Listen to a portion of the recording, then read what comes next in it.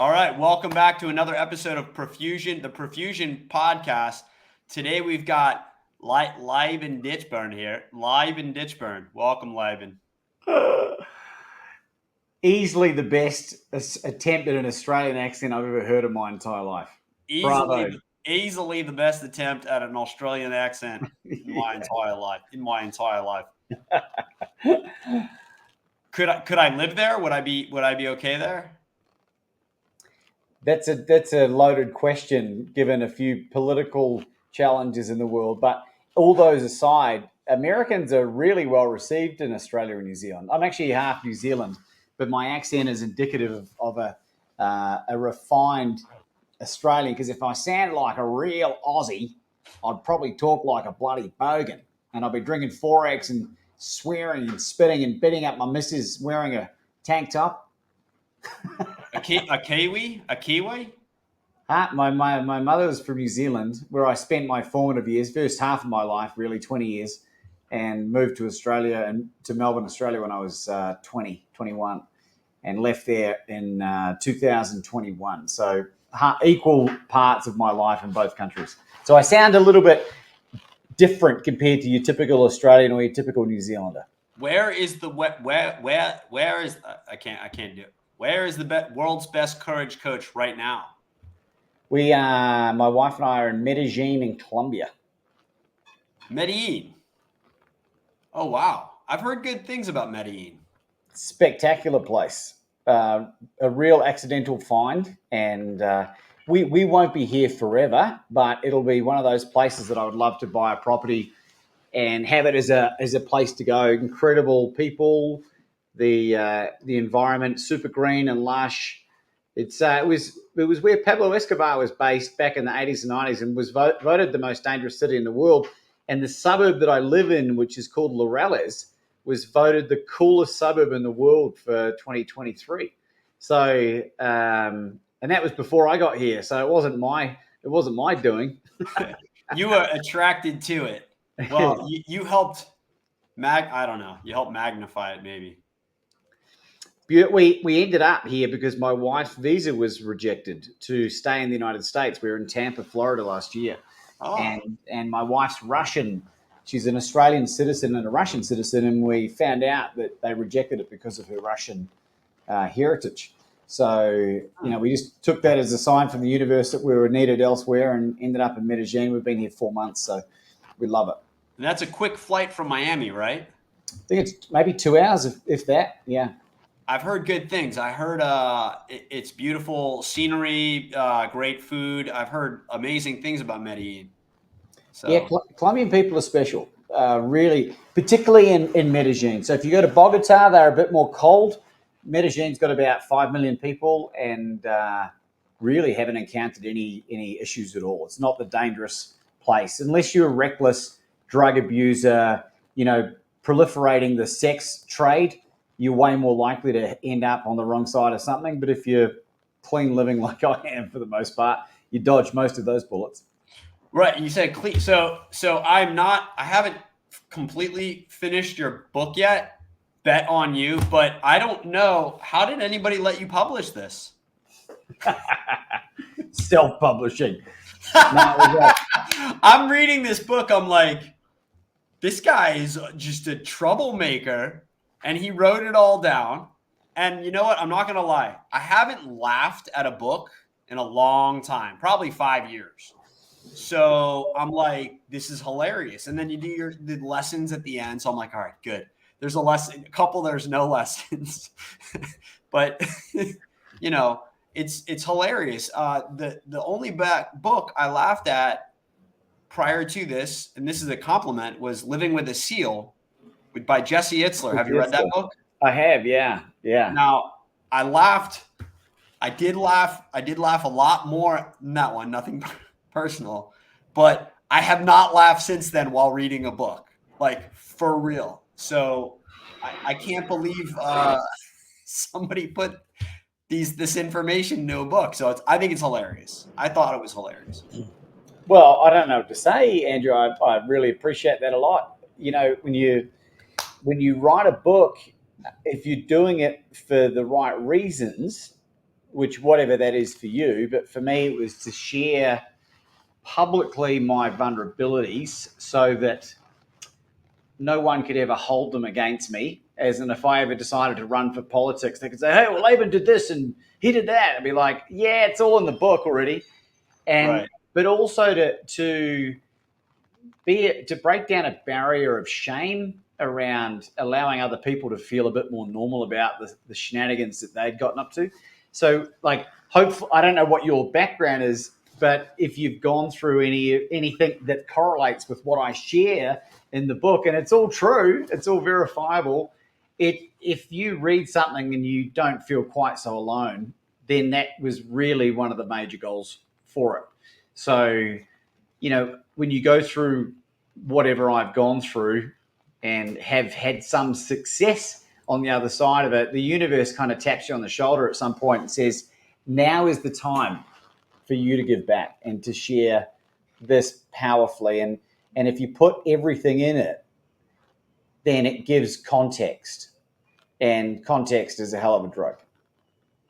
So I find I've had crazy similar stories, right, myself. The only thing is I could not sit down and write them. How did you do that part? How were you actually able to give the patience and time to do that? I mean, the amount of detail is impressive too, because usually people like to, they don't, I guess people would tell these stories and they won't believe it. You know what I mean? But I do, because I've had stories like this, and I know people that have stories like this. So I do believe the stories, but I can't remember my question. How did I write it? I think was your question. Yeah, how did you get the patience to write it all down, basically? If this is the type of personality you are, normally you won't have the patience to write it down. You know what I mean? The two don't normally correlate. I'll tell you exactly how it happened, and you and your audience can use this technique to get it done yourself, because it's an absolute divine download in the most magical way possible. And how it came about was after being a fan of his work for many years, and his work getting me out of some very dark periods of my life, I landed on the 8th episode of my own podcast series called Become Your Own Superhero, Les Brown. Now, for those who don't know Les Brown, he's regarded as one of the greatest speakers of our generation, transformational speakers. And he's in his late 70s now. He was married to Gladys Knight. He's lived an incredible life.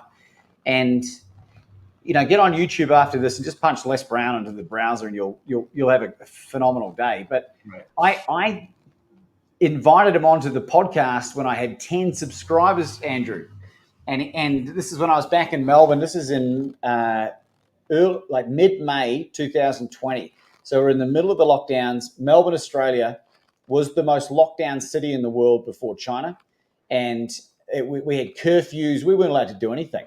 And my job was made redundant, after an attempt to be an entrepreneur in 2019. I took a job, with my hat in my hand. That was made redundant 5 weeks after I started because COVID kicked in. So I was like, I need a way to get my voice out into the world. So I created the podcast, invited Les on, and he came on. And I have this footage as a raw Zoom recording. Before we even got into the podcast, Andrew, I said to him, Les, what do you think of the name of the podcast, Become Your Own Superhero? And if you've heard Les Brown speak, you'll know just how eloquent and brilliant he is. And his response was so humbling to me that I just felt so safe in his presence, and I just verbally diarrheaed my story of transformation to him. And my story was overcoming drink and drugs and gambling and autoimmune disease and philandering and limiting beliefs and negative self-talk and shifting 60 pounds of body weight and blah, blah, blah. And he just listened to me and let me finish. And he said, congratulations, Laban. I said, thanks, Les. He goes, do you have a book? Now, I didn't even finish high school. I never went to college. I'd never written anything. And I said, no, I don't. He said, Laban, if you're going to be a speaker, you need a book to help with your credibility. I said, right. He said, who was the most influential person in your life when you were 5 years of age?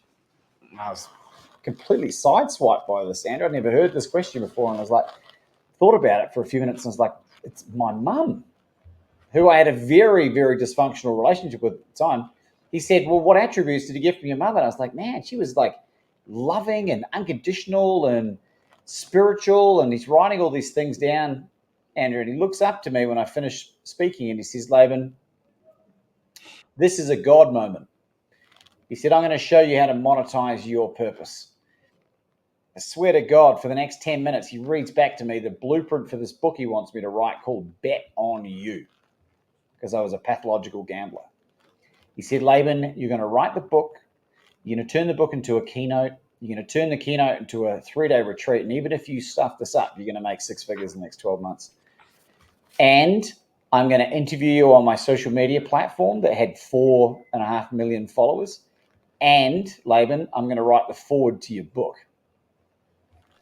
Now, in a moment of complete and utter insanity, I said, Les, so this is like May 14th, 2020. I said, Les, if you're going to write the foreword to my book, I'll have it to you by June 30. Nice.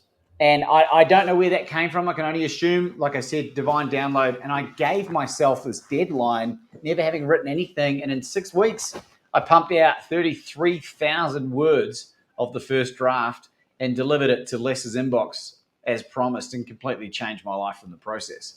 And Les, it took a little bit longer to get the book out, COVID and just like there was a few things going on. We got it out at the end of 2021 and Les followed through, wrote the most extraordinary foreword that I've ever seen, let alone been on the receiving end. And, to this day, him and I have become good friends, and my wife and I had dinner at his home in Atlanta at the end of 2022. And one of the most surreal moments of my life. So, that's the honest truth about how the book came about. There's no other way to describe it. Yeah. Yeah, no, the name is great. It's almost like another way of saying be the best version of yourself, right? So, it's rephrasing a brilliant phrase.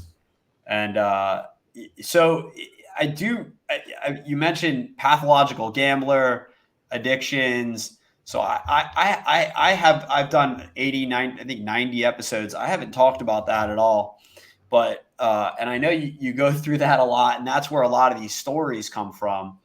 And so are you sober? Are you sober now? I haven't had a drink. It'll be 8 years in this August 26th, 2024, whenever you're listening or watching this. And it's also my wife's birthday. And we met 5 years ago. So it's an extra special celebration. In full transparency, and I always like to make a point of this, Andrew, I do utilize plant medicine on occasion in the form of psilocybin and CBD. Not a lot, but I do it, and I don't, because it's very important, transparency, and I want to give people the whole picture. Yeah, you're honest. So what is the reason that you do that? What does that do for you? So, like when I talk about psilocybin, I've probably done it 4 times, 5 times. Exactly. What is that? I've never even heard that. So mushrooms, magic mushrooms is the street name, but it's been done in a ceremony style. So it's not typically used as a recreational drug anymore. So the relationship that I have with recreational drugs it no longer exists in that fashion. And my wife and I don't know if you know much of my backstory with Anna and I, which never made it into the book, because the book kind of concludes when her and I meet in 2018. But we've had and have just had our 20th miscarriage in a row. Oh my God. And that was the result of some systemic childhood sexual abuse that my wife encountered growing up in Russia from a stepfather, and 2 pregnancies and 2 illegal abortions from the abuse, and one of which damaged the reproductive system.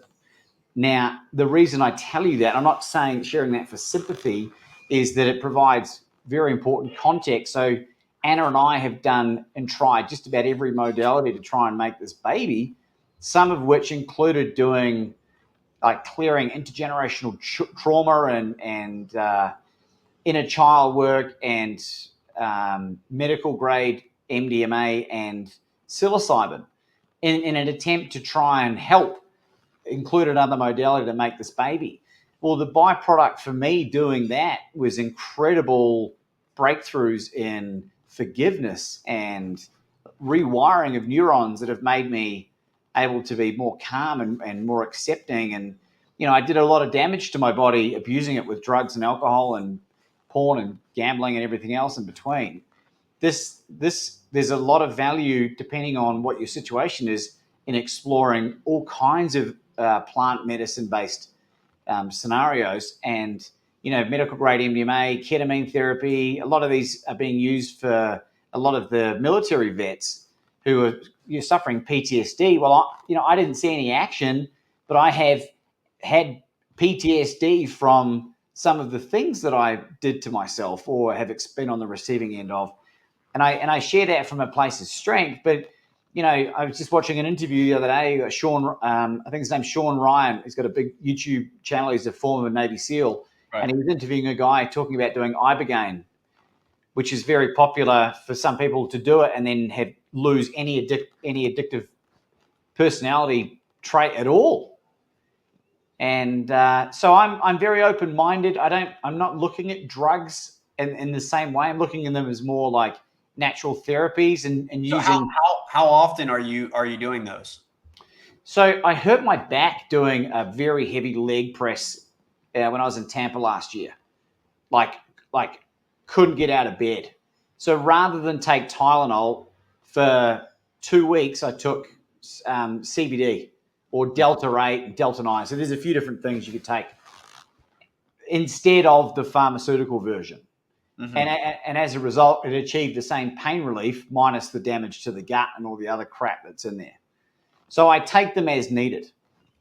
Do you think you take them as needed for the pain? You're not taking them for other reasons.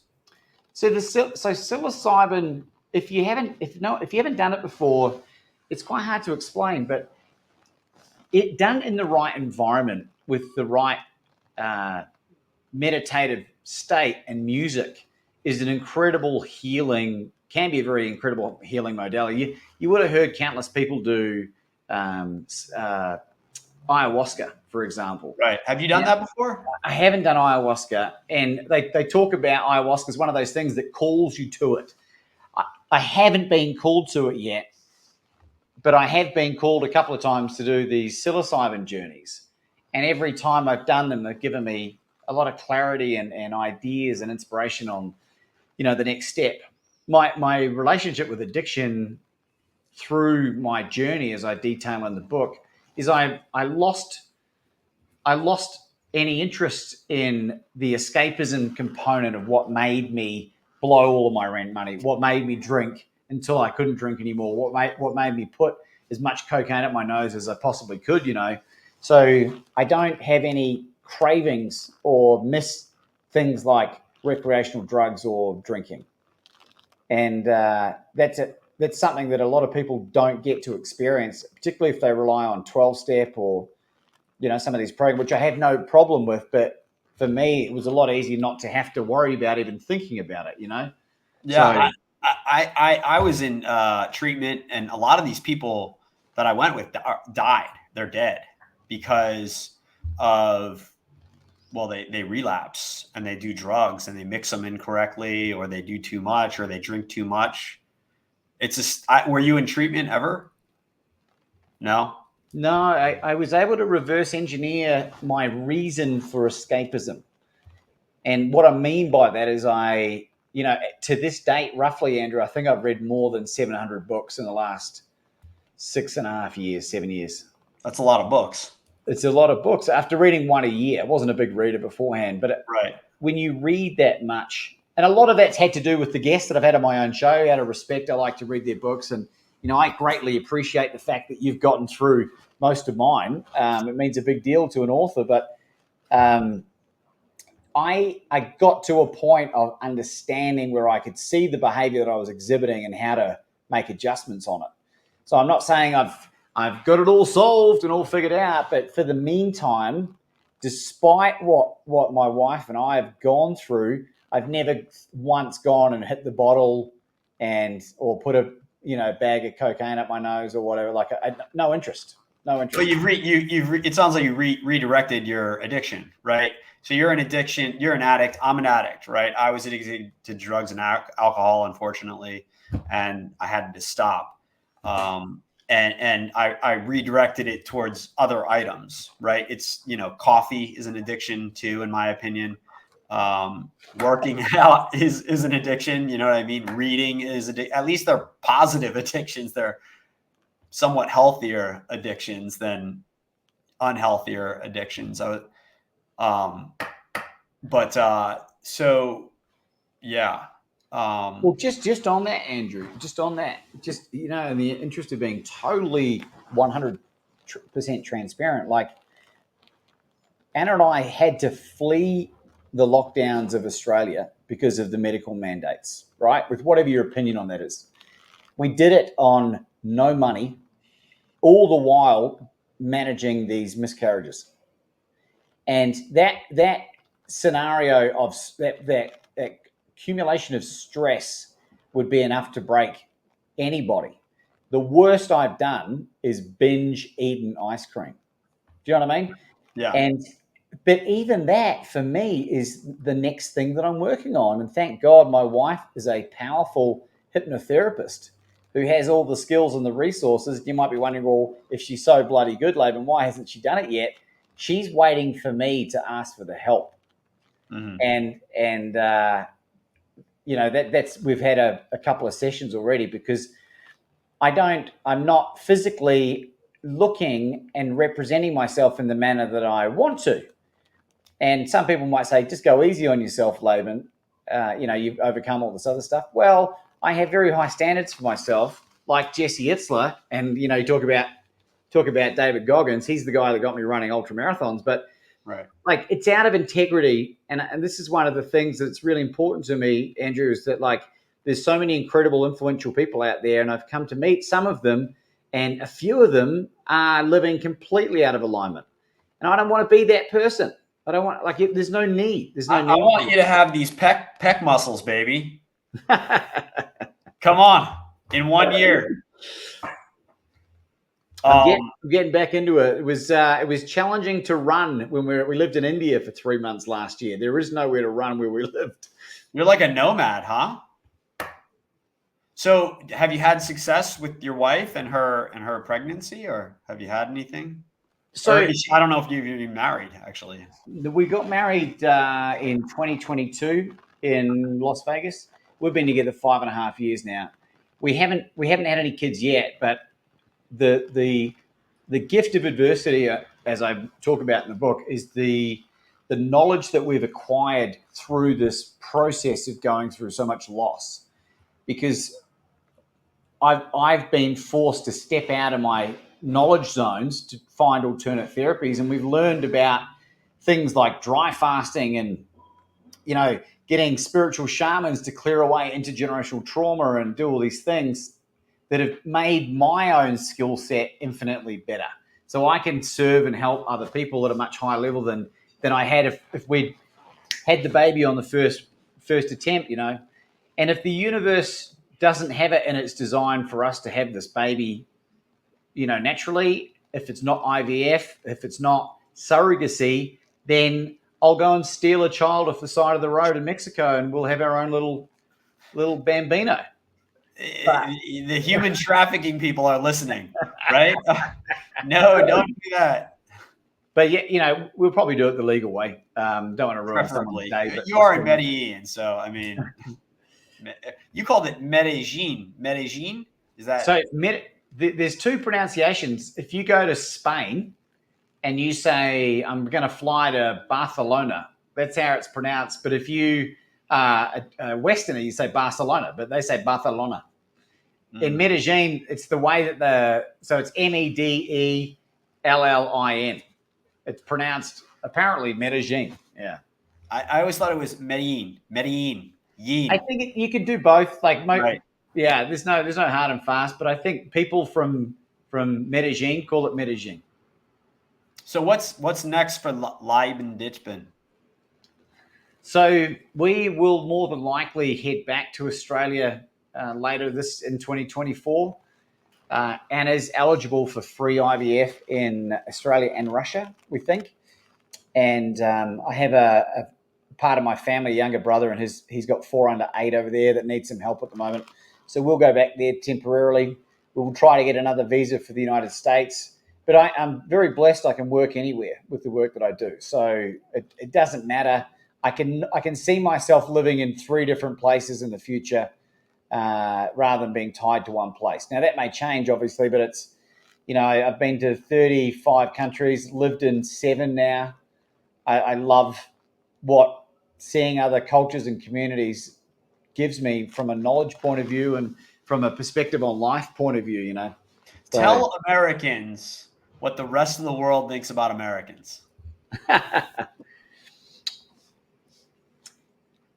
You would be amazed at the number of people that said, "You're going to America? I can't believe you're going to America." Like from Australia after being held in lockdown for 290 days.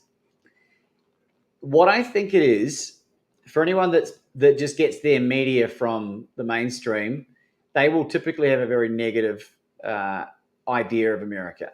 For those that know, like myself and my wife and lots of other people that I spend time with, that have actually spent a lot of time in the US, they realize there's good and bad like there is everywhere else, but the opportunities that the United States provides is 1,000 times better than just about every other country. And I knew that I needed to get to the United States in 2021 to help connect with the majority of the people that would become my clients, because it's just however many million, 360 million people in the United States, there's 25 million in Australia and 5 million in New Zealand. Like, it's nothing. There's 5 million people in Medellin. So I'm a big fan of the United States. There's certain parts that I would not live. I think the country is experiencing major mental health crisis off the back of being poisoned with the food and the water and the air. And I think people that are normally rational human beings when they're healthy are turning into sociopaths. And I know that because that was me. And I'm not a sociopath when I look after my body and eat well and don't abuse the hell out of it. So it's a lot of it's not people's fault. It is their responsibility, but I'm a big fan. Yeah, America's okay. But it's interesting to have a perspective. I've traveled a lot too. And I have a lot, I've had addictions. I've traveled a lot. And when I traveled outside of the United States, it was always interesting to hear the perspective of Americans from outside of America and how few Americans actually travel outside of America, and how, I guess, oblivious or ignorant, I'm not even sure of the word, but America is not the only place in the world, right? So I'm not sure where I'm going with this, but one thing I would say that might help people is it's the actions of very few that are the cause of most of the major issues. And I won't go into details here, but as part of my own awakening, I have become privy to information that has absolutely floored me with regards to how the world really works in certain areas. And there is a small number of people that are intentionally trying to cause major issues for the rest of us. And this is why the topic of courage is so important. It's because all of the negative stuff that took place during the lockdowns in Australia and the over-the-topness of the police force and the way the government handled everything and breaking the constitution was all because people didn't have the confidence or the courage to speak up and say, actually, that's not right. And this is why the declaration of the world's best courage coach is not an ego statement, but it's a declaration of how I show up in the world. And I will always put myself in a position to put myself out there, sometimes to my own detriment. And I've been punished for just wanting to know the truth, giving people a platform that are not appreciated by the mainstream narrative. Having videos on YouTube deleted that were saved as private, even though like they're not even out there. And that's cost me a lot financially as well. But I just can't, I will not compromise. And if more people did that, I think the world would turn around very quickly. How does one connect with Laban Ditchburn? If well, the beautiful thing about Laban Ditchburn, it's the only combination of that name on planet Earth. But if you go to labanditchburn.com, it has the links to all my social media.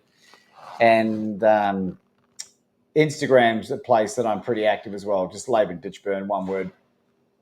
So. All right, get the book. Look them up. Thank you, Laban. Thanks, Andrew. Appreciate you, brother.